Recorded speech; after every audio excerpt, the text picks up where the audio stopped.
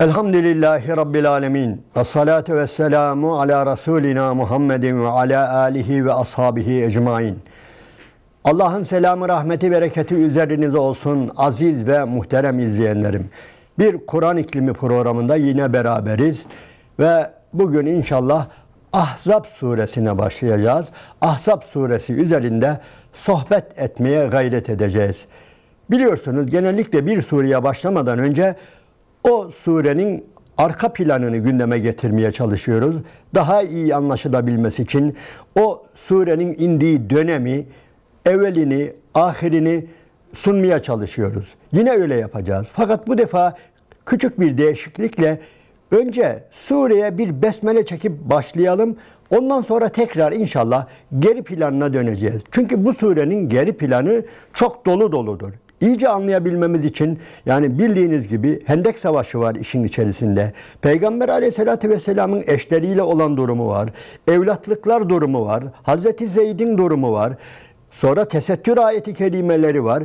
Yani çok yönlü, dolu dolu bir sure. Onun için tarihi arka planını çok iyi bilmemiz gerekir. Fakat buna rağmen bu tarihi arka plan biraz uzun süreceği için bir sureye bir başlayalım önce. Besmele çekip bu Sure-i Celile'nin ilk ayeti kerimesi üzerinde biraz durmak istiyorum. Daha sonra geri planına dönmek istiyorum. Buyuruyor ki Allahu Teala, Bismillahirrahmanirrahim. Ya eyyühen nebiyyüttegillah. Ey Nebi, ey Peygamber, Allah'tan sakın, Allah'tan kork, takva sahibi ol. Ve la tuda'il kafirine vel münafikin. Kesinlikle kafirlere ve münafıklara itaat etme buyuruyor. Aziz ve muhterem izleyenlerim, dikkat ederseniz Kur'an-ı Kerim'i şöyle yeniden bir gözden geçirirseniz, ta ilk indiği günden itibaren Kur'an aslında insanları itaatsızlığa çağırıyor. İyi dikkat ediniz. Kur'an-ı Kerim zaten Kur'an-ı Kerim'den önce biliyorsunuz Efendimiz Aleyhisselatü Vesselam'ın insanları davet ettiği, gelin la ilahe illallah deyin, kurtulun buyuruyor ya. Gelin la ilahe illallah deyin ey Kureyş, ey Haşimoğulları. Gelin la ilahe illallah deyin ve Bizans sizin olsun, İran sizin olsun buyuruyor ya. Bu kelimeye iyi dikkat edelim. Yani sıfırdan bir tevhid dersi verme değil de hatırlatmakta fayda var. Neymiş? İslam la ile başlıyor. Yani İslam zaten hayır diyerek başlıyor. Reddederek başlıyor. Birilerini dışlayarak, birilerini kabul etmemekle başlıyor. La, hayır. Yani çok derin Arapça bilmenize gerek yok. Yani la reddetmektir. Hayır demektir. Kabul etmiyorum demektir. La ilahe demek, ben hiçbir ilahı kabul etmiyorum. Hiçbir şey ilah değildir. Kabul etmiyorum illallah. Ancak Allah diyoruz. Daha sonra Kur'an-ı Kerim bunu biraz daha açıyor. Pratize ediyor. Yani la'nın neleri reddedeceğimizi, la emriyle birlikte neleri kabul etmeyeceğimizi, neleri reddedeceğimizi bize haber veriyor. Bunun anlamı şudur. Aziz ve muhterem izleyenlerim, iyi dikkat ediniz. Peygamberlerin hepsi böyledir ve peygamberler ilk geldiklerinde, demek ki görevlendirildiklerinde ortada kabulden ziyade reddedilmesi gereken konular var. Onun için redle başlıyor. Yani tabir caizse Kur'an-ı Kerim, Allahu Teala'nın bütün vahiyleri, bütün peygamberleri insanlara önce itaatsızlığı öğretiyor. Belki garibinize gidebilir ama bu böyledir. Allahu Teala insanlara öncelikle itaatı değil, itaatsızlığı öğretiyor. Burası çok önemlidir. Niye? Çünkü peygamber geldiğinde, Allahu Teala bir kişiyi bir yerde peygamber olarak görevlendirdiğinde orada kurulu düzenler var. Yıkılması gereken düzenler var. Yıkılması gereken adetler var. Çiğnenmesi gereken bir takım kurallar var, örfler var, adetler var, ananeler var. Onun için Kur'an la ile başlıyor. La ile başladığı gibi bir de daha sonra söylediğimiz gibi bunu açıyor. Pratize ediyor. Hani ilk sureye bakalım hele. Yani ilk inen Sure-i Celil'de biliyorsunuz Alak suresi ve orada Allahu Teala iyi dikkat ederseniz sureyi bitirirken yani içerisinde bir de secde var ama onu isterseniz siz daha sonra yaparsınız. La tuda'hu. Yani en son ayeti kerimede kella la tuda'hu. Ona itaat etme. Ona itaat etme. Velid bin Mughire de olabilir, Ebu Cehil de olabilir ama nedir? Diğer insanlara sözünü tutturmaya kalkışan, yeltenen, diğer insanları kendisine kul köle yapmaya yeltenen birilerinden, bir kişiden veya bir kalabalıktan bahsediyor Allahu Teala ve ilk inen sure dikkat edin insanları itaatsızlığa çağırıyor. Onlara itaat etme. Ona itaat etme buyuruyor. Burada da evet ya eyyühen nebiyyüttegillâhe ve la tuda'il kafirine vel münafikin. Münafıklara, kafirlere itaat etme buyuruyor. Sadece bu surede değil. İlk inen surelere bakınız aziz ve muhterem izleyenlerim. Allahu Teala burada var ya gerçekten insanları tabiri caizse Kur'an insanları isyana teşvik ediyor. Niye isyana teşvik ediyor? Çünkü birileri bir düzen kurmuş. Birileri bir sistem kurmuş ve o sistem içerisinde insanlar köle olmuş. Yani siz düşününüz. Eğer bir kampa varmışsanız, siz bir kamptaysanız, siz bir esir kampındaysanız yani oradan kurtuluşun yolu itaatsızlıktır. Reddetmektir. Kabul etmemektir. Onların kurallarını, kaidelerini çiğnemektir. Bir insan Allah'a kul olabilmesi için boynundaki diğer boyundurukları, tasmaları, onları çıkarıp atması gerekir. Birinci görev budur. Daha sonra Allah'a itaat gelir. Belki garibinize gidebilir ama İslam hani öyle diyoruz ya la ilahe illallah'a çağırıyor. La ilahe illallah'a ilk baktığımızda bunu görüyoruz. Yine aziz ve muhterem izleyenlerim, Kur'an-ı Azimüşşan'ın ilk inen surelerinden olan gelin Nun vel kalemu ve ma yesturun Kalem suresi, Nun suresi diye bilinen Sure-i Celile'ye şöyle ilk bakışta neler görüyoruz? Dikkat edin. Orada Allahu Teala hemen bu sureyi zaten daha önce anlattık. Bu surenin sohbetini yaptık ama şu ayetlere tekrar dönmek zorundayız.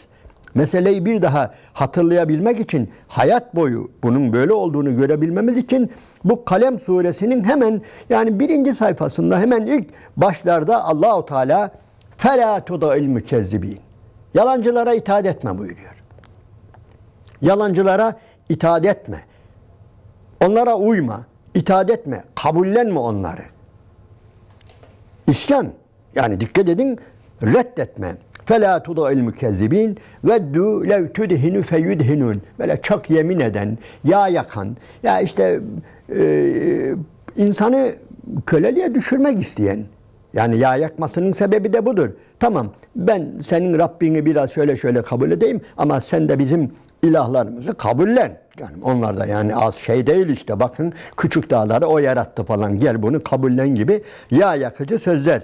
Onlara itaat etme diyor. فَلَا تُضَعِ الْكَافِر۪ينَ فَلَا تُضَعِ الْمُكَذِّب۪ينَ وَدُّوا لَوْ تُدْهِنُ فَيُدْهِنُونَ Onların özelliklerini anlatıyor. وَلَا تُضَعْ كُلَّ حَلَّافٍ مَه۪ينَ Yani durmadan yemin eden alçak var ya, ona uyma, onlara uyma. Durmadan yemin eden o düşük kişilere itaat etme. Uyma kelimesinden daha önemli. İtaat etme. Tuda ve la tuda. Hemmazin meşşâin binemîm. Uzun gidiyor. Yani söz götürücü, gıybet yapıcı, nemime yapıcı, mennâin lil hayri muhtedin esim. Yani hayrın önüne geçen, bütün güzellikleri, bütün güzel işleri engellemeye çalışan o kişiler var ya, onlara itaat etme. Yani aziz ve muhterem izleyenlerim, Allahu Teala burada bir itaatsızlık, şunlara itaat etmeyeceksin diye bir liste çıkarıyor. Resulünün önüne koyuyor. Yani la ilahe illallah'a çağıran peygambere yani bu listeyi veriyor ki sen ve tabii sana iman eden, seni seven, seni Allah'ın Resulü olarak kabul eden ashabın, ümmetin onlara da söyle, onlar da itaat etmesin. Muhterem izleyenlerim, hayatın genelinde düşündüğümüzde isyan edenler, itaatsızlık edenler, reddedenler kazanmışlardır. Allah'a değil tabi. Allah'a itaatsızlık, Allah'a isyan değil. Başkalar, yani sizi köle edinmeye çalışan insanlara, kurumlara, örflere, kanunlara, bilmem reklamlara, şunlara bunlara itaat etmeyenler kazanmışlardır. Özgür olan onlardır. İyi düşünün. Özgür olan onlardır. Hiçbir şeye sesini çıkarmayan pısırıklar da efendilik adına, bilmem ne adına köle olarak kalmaya devam etmişlerdir. Hiçbir yere adım atamamışlardır. Onun için tabir caizse Kur'an-ı Kerim'in daha birçok yerinde, yani şu anda konu uzun gider, Kur'an-ı Kerim'in birçok yerinde, özellikle ilk inen surelerde Rabbimiz bizi itaatsızlığa çağırıyor. İtaatsızlığı öğretiyor önce, iyi dikkat ediniz. Kur'an var ya, resmen insana isyanı öğretiyor. İtaatsızlığı öğretiyor. Firavunlara, Nemrutlara, Karunlara, şunlara bunlara itaat edilmemesi gerektiğini öğretiyor. Öyle başlıyor.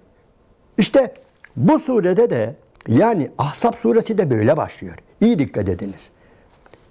Ahzab suresi Bismillahirrahmanirrahim. Ya eyyühen nebiyyüttekillâhe ve la tuda'il kâfirîne vel münâfikîn. Ey Nebi, ey Peygamber, ey Nebi, kafirlere ve münafıklara itaat etme. Allah'tan kork. Allah'tan kork ve onlara itaat etme. Allah daha büyüktür. Allah'ın azabı da büyüktür. Allah'ın mükafatı da büyüktür. O kafirlerin, münafıkların, şunların, bunların vereceği mükafat da çok basittir. Vereceği zarar da çok çok basittir. Onun için Allah'tan kork ve onlara itaat etme. Şimdi burada itaat değişiktir. Yani buradaki kafirler ve münafıklar Mekke dönemindekine biraz benzemiyorlar. Dikkat ediniz, Mekke dönemindeki o zalimler resmen insanları kendisine doğrudan doğruya kul yapmak istiyorlar. Onun için onlara itaat etme buyuruyor. Ama burada surenin altında gelecek, daha sonraki ayet-i kerimelerde gelecek bir takım örfler ve adetler var. Şimdi İslam onları yıkmak için uğraşıyor. Medine'de hicretin 5. yılında Allah-u Teala artık Arap toplumundaki bir takım yerleşmiş adetleri sökmek istiyor, yıkmak istiyor.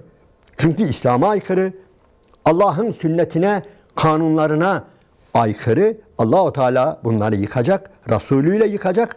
Ama ortada engel var. Nedir?